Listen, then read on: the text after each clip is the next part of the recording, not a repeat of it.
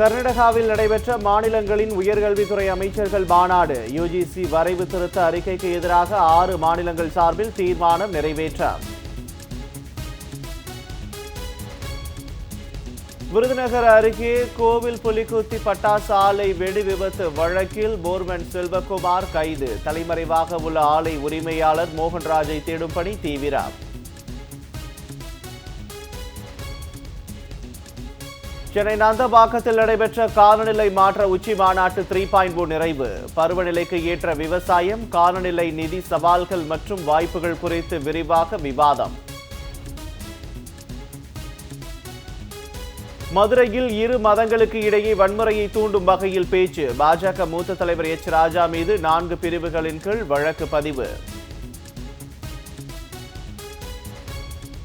ஈரோடு கிழக்கு தொகுதி இடைத்தேர்தலில் 68% வாக்குப்பதிவு. நாளை மறுநாள் வாக்கு எண்ணிக்கை.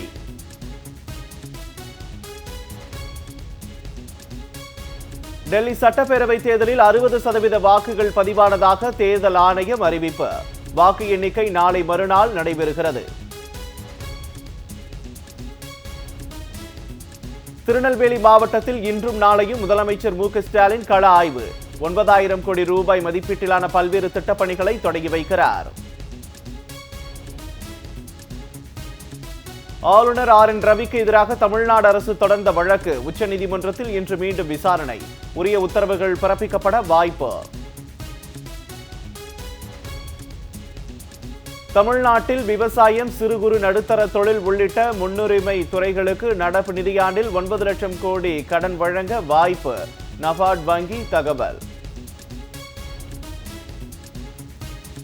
ஒன்றிய பாஜக அரசுக்கு எதிராக திமுக மாணவர் அணி சார்பில் டெல்லியில் இன்று மாபெரும் போராட்டம். துணைவேந்தர் நியமனத்தில் ஆளுநருக்கு அதிக அதிகாரம் அளிக்கும் யுஜிசி வரைவு விதிகளை திரும்ப பெற கோரி ஜந்தர் மந்தரில் ஆர்ப்பாட்டம்.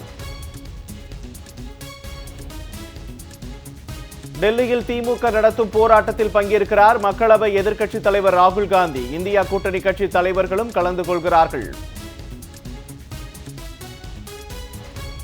தைப்பூச மற்றும் வார விடுமுறை தினத்தை முன்னிட்டு நாளையும் நாளை மறுநாளும் சிறப்பு பேருந்துகள் இயக்கம்.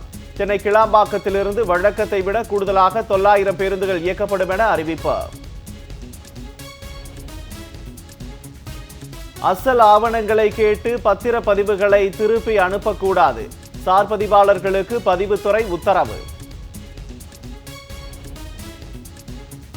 விஜய் மல்லையாவிடமிருந்து மீட்கப்பட்ட மொத்த பணம் எவ்வளவு? விவரங்களை தெரிவிக்குமாறு வங்கிக்கு கர்நாடக உயர்நீதிமன்றம் அதிரடி உத்தரவு.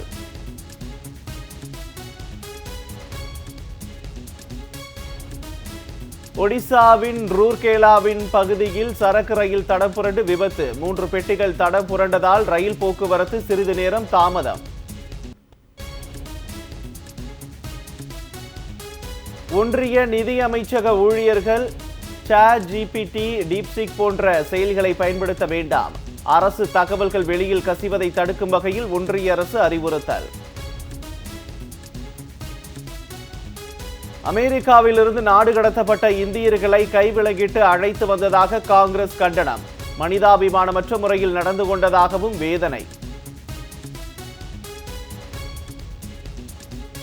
அமெரிக்காவிலிருந்து 7 லட்சத்திற்கு மேற்பட்ட இந்தியர்களை திருப்பி அனுப்ப ட்ரம்ப் நிர்வாகம் நடவடிக்கை என தகவல். இந்தியாவில் சமூக பொருளாதார நெருக்கடி ஏற்படும் என அச்சம். விமானப்படை தலைமை தளபதி ஏர் மார்ஷல் சூரத் சிங் இன்று கன்னியாகுமரி வருகை. சுவாமி விவேகானந்தர் மற்றும் திருவள்ளுவர் சிலையை பார்வையிடுகிறார்.